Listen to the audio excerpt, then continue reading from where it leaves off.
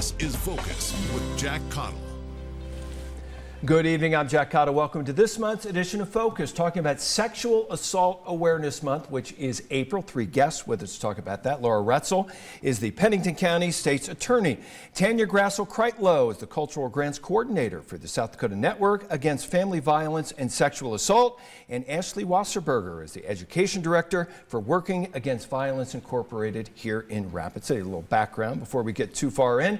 The South Dakota Department of Health says that the rape rate in South Dakota is higher than the national average and says it is the 10th highest in the nation in 2022. And that same document lists Pennington County as having the highest rape rate in the state. And the National Sexual Violence Resource Center says 1 in 5 women will experience rape or attempted rape at some point during their lifetime. Lara Roetzel, we're going to start with you. Thanks for coming up. Sexual assault is a very broad term. When we talk about sexual assault, what are we talking about? Well, thanks for having us here, Jack. This is a very important topic to all of us, and it should be an important topic to everybody that's listening. Sexual assault is a pressing issue for our community, and I love the statistics that you gave. Last year in 2024, my office filed 94 sexual assault charges.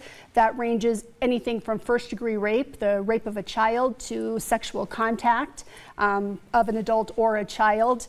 Those numbers, quite frankly, aren't as high as I'd like them to be. We know that only about 20 to 30% of sexual assault victims are reporting. That means 70 to 80% are not. I'd like to see more people reporting those crimes. Now, Tanya, you work a lot with the tribal areas of the state. How bad is the problem there, and what are the challenges there?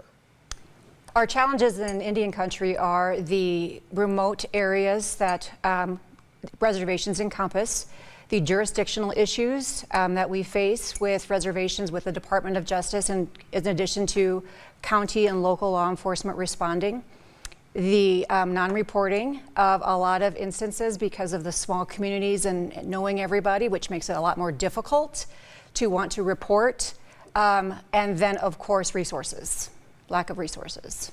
Now, Ashley Wasserburger, you're with Wavy. What are the kind of numbers that you see in Wavy? How bad is the problem and the situations that you deal with down at Wavy? We serve almost 3,000 people every year.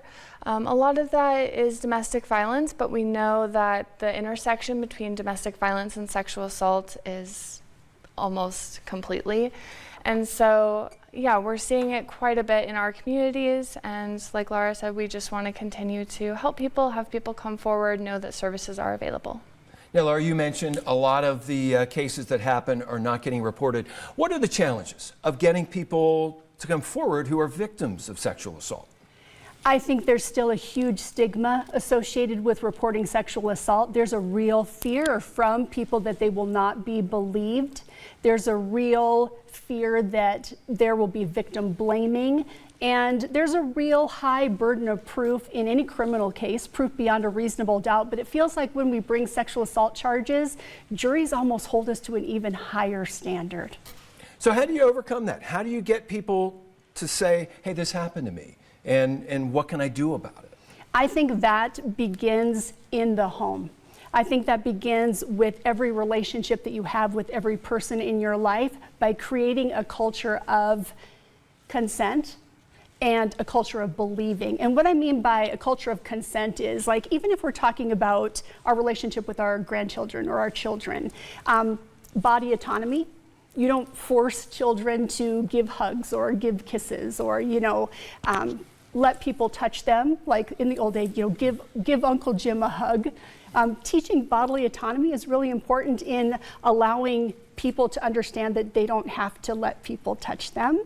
And then empowering people to say no and feel empowered to say no and be comfortable saying no. And then that whole culture of believing that teaching your children and your grandchildren and people in your life that if you come to me with something, anything, that you will be believed. And then when it comes to teaching jurors, that's a whole nother question that we can get to later in the program. But the thing there is really teaching people that this happens to everyone. So Tanya, how do you overcome that in Indian country to get people to come forward and get people to say what happened to them? The first is building in the supports. There's a lot of ideology behind if you support, they will report. They know that they'll have someone to go alongside of them, either an advocate or a law enforcement officer, to help them guide them through that process. Another thing is to train those that will hear the report on how best to react, respond, and how far to run it up the food chain when it comes to mandatory reporting. That sometimes can be a gray area that people aren't sure if they fall into that category, and then how to deal with that when someone shares that information with you. How do you respond? And so it's the education and building in those supports. How do you make people comfortable to do that? I mean, that's a big challenge, to get somebody comfortable. How do you make that? How do you get that support to make somebody comfortable to come forward? Well, it's the same kind of relationship building that you would if you want them to be able to teach your child English or teach your child math. It's the same rapport if you want them to teach basic skills in basketball. It's just having that rapport with whoever you're working with, and then being bringing that awareness to either your agency or those agencies in the community that are there to help in those kinds of situations. Yeah, so you're the education director down at Wavy. How do you get people to come forward? What do you teach them to make them comfortable to say what happened? We really always start with empowerment. So we really believe that their voice is the most important thing, and they know what is best for them. So we aren't requiring them to report to law enforcement. We aren't requiring them to stay in shelter or stay out of a domestic violence situation. We just give them options, and then we support them in those options, and we decrease barriers as much as we can to them meeting their goals. So I think a lot of that empowerment of, oh, they're not going to judge me, they're not going to force me to do anything, is a really big part of it. And then also in education, I am really lucky to work with a lot of youth in the area. So I get to talk with youth about, what does a healthy relationship look like? What is consent? What are you seeing in your schools, in your communities? And how can we decrease this issue? So how big of a problem is it with school-age kids, college kids, high school kids, middle school kids? How big of a problem is that, and what do you teach them? What is acceptable? What isn't acceptable? Unfortunately, we see that our youth for our middle school and high school age is actually above that national stat that you were talking about as far as the gender-based women and men. So I believe it's 58% of high school girls will have been sexually harassed by their peers. And then is actually a little bit even higher with assaults. And we're also seeing with boys, it's also higher. So I believe it's 30% of high school boys will experience harassment or assault from their peers. So we are seeing that it happens a lot in our schools, that it happens a lot in our community. And oftentimes it's just seen as a joke or as normal.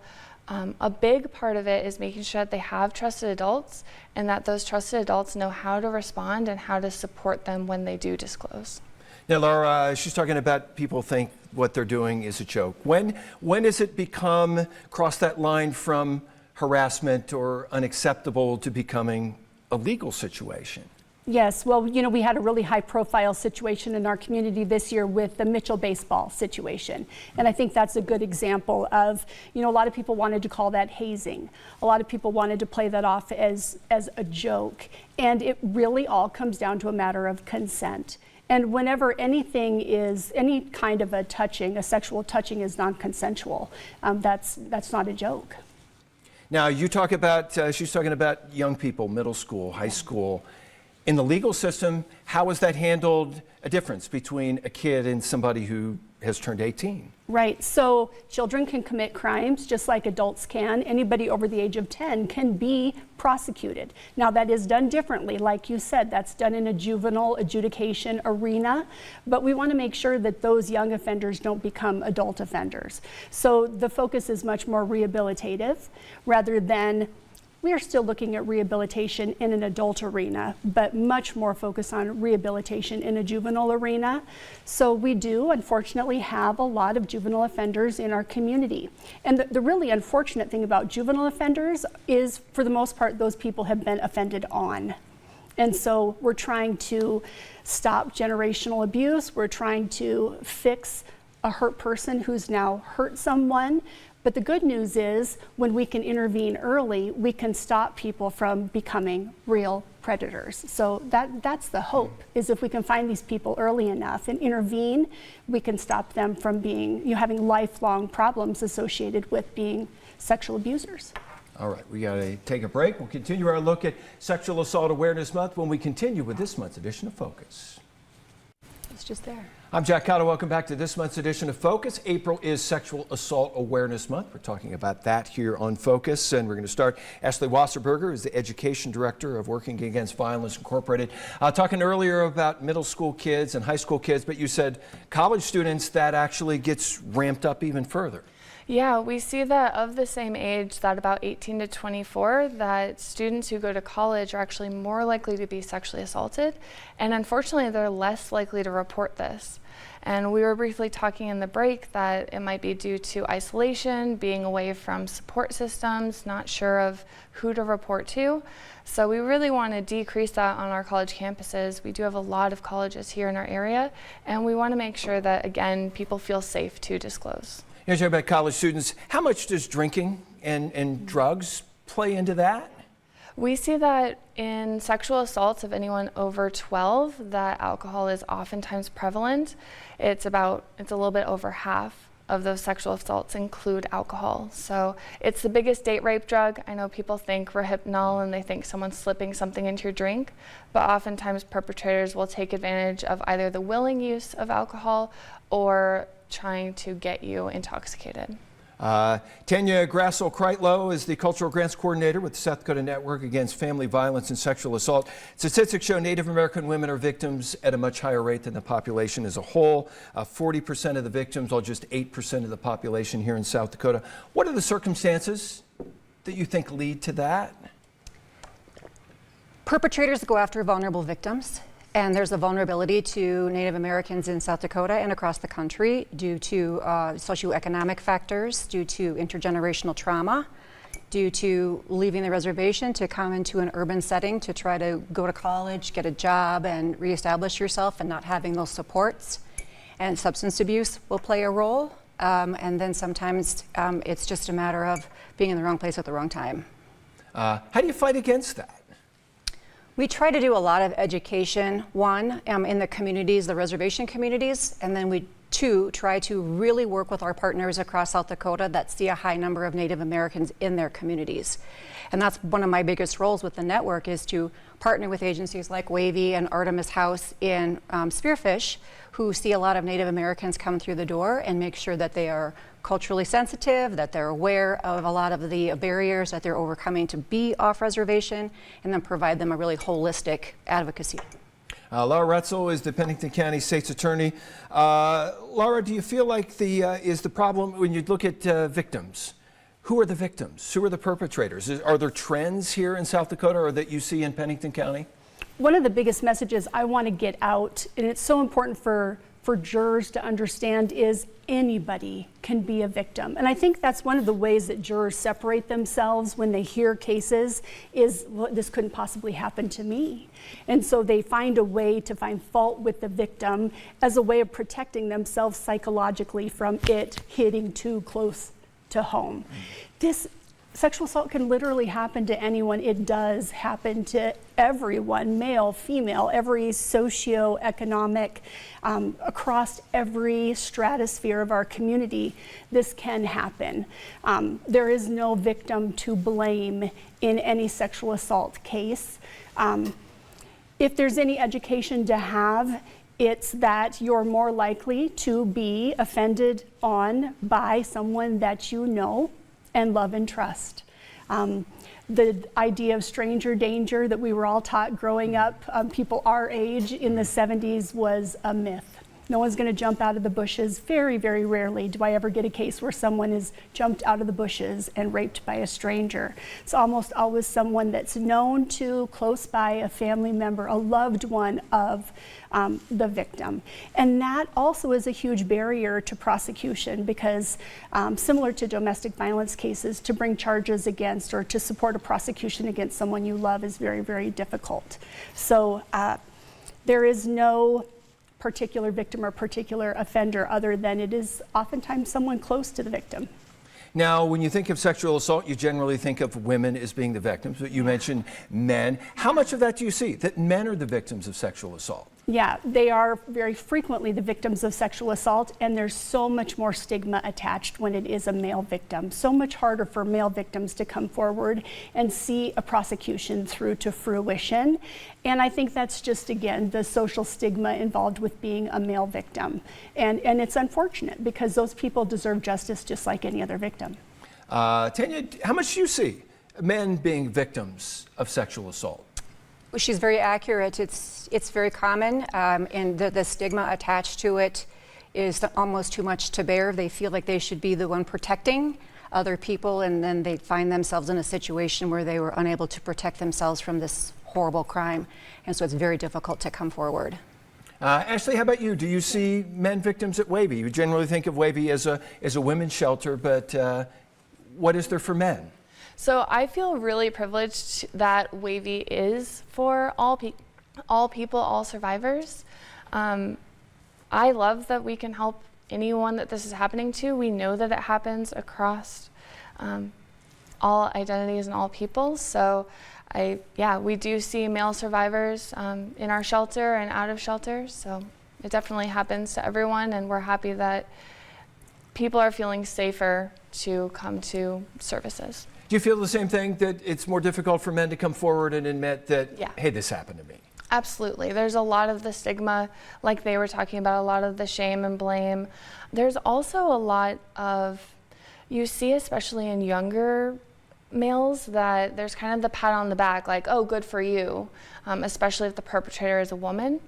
And so really trying to change that idea that men want sex all the time so they can't be sexually assaulted, or, oh, well, she was hot, so it's your fault, right? Or you shouldn't feel bad. A lot of these are unfortunately common stigmas that are still happening that do prevent people from reporting, that do prevent people from coming forward.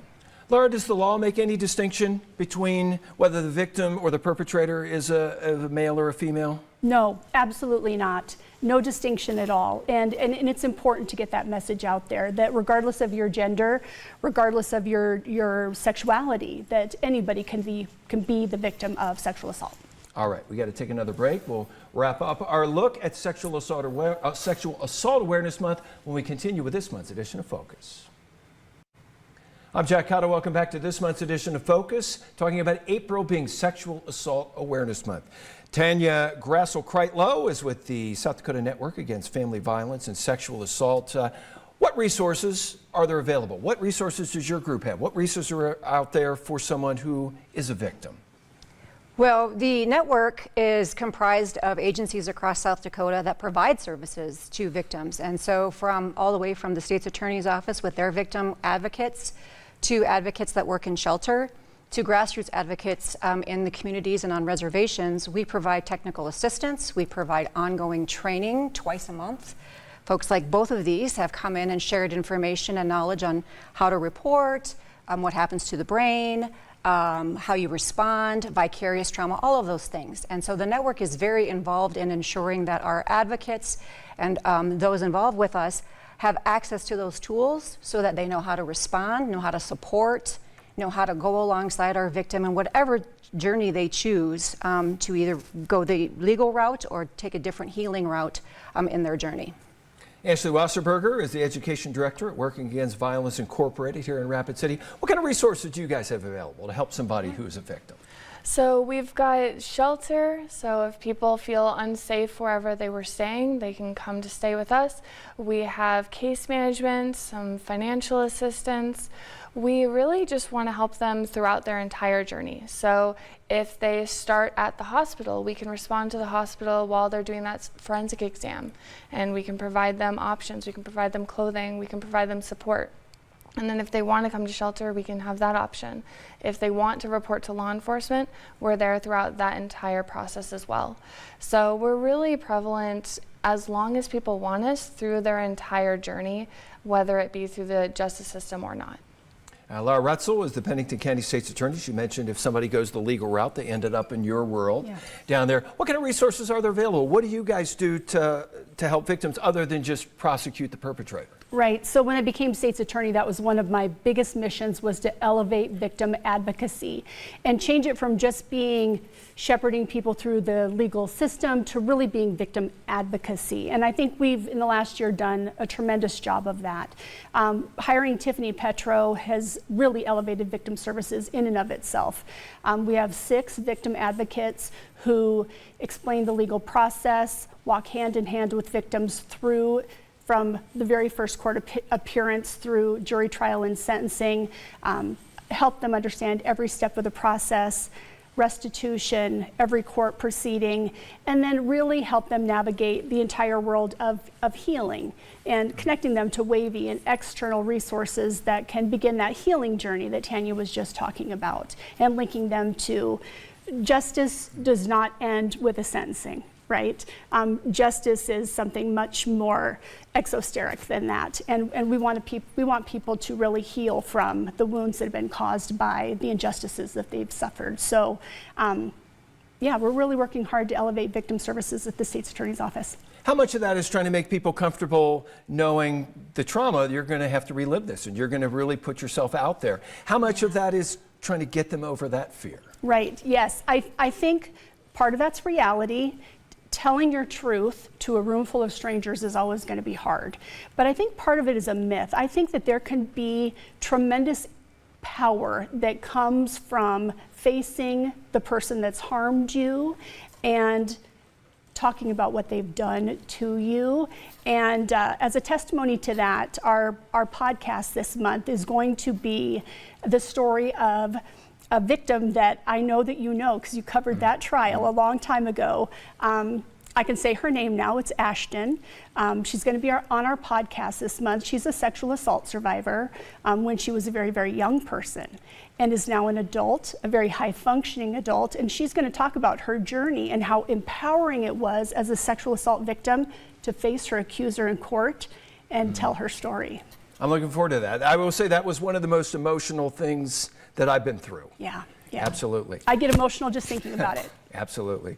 Tanya, is the problem getting better? Is it getting worse? Are we making progress in fighting sexual assault? Where are we going, do you think? The problem remains. We're getting better at ensuring that victims are heard. We're getting better at surrounding victims with supports and services. And we're getting better about all working together and having the right people at the table so we can start serving that victim from the second they report to the second that they go into the courtroom. And so we're getting better about how we respond, but the problem remains. Ashley, how about you? Do you feel like we're making progress? Are we getting to where we need to get, or where are we at? I think as you do more education, people realize, oh, that's actually what this is, it's wrong, and we have somewhere that we can go. So just as Tanya was saying, it's still here, and actually the more education you do, the higher the numbers that you see. So when Lara said, oh, well, we actually want that number to be higher in our community, it's because we want that education to be increased. We have a new project on Pine Ridge where we do K through 12 sexual violence prevention with the Peaceful Means team. And we see that as you're educating youth and you're building that rapport, more disclosures happen. So we're able to respond to those disclosures. So yeah, as you do more education, you see those disclosures go up. All right, we are completely out of time. We want to thank you all for coming up. Lara Roetzel, Tanya Grassel-Kreitlow, and Ashley Wasserburger. Again, thank you for the work that you're doing, and hopefully get some good information out there. All right, that will do it for us. Thank you for watching this month's edition of Focus. Hope to see you again the first Sunday night of next month. Good night. Thank you.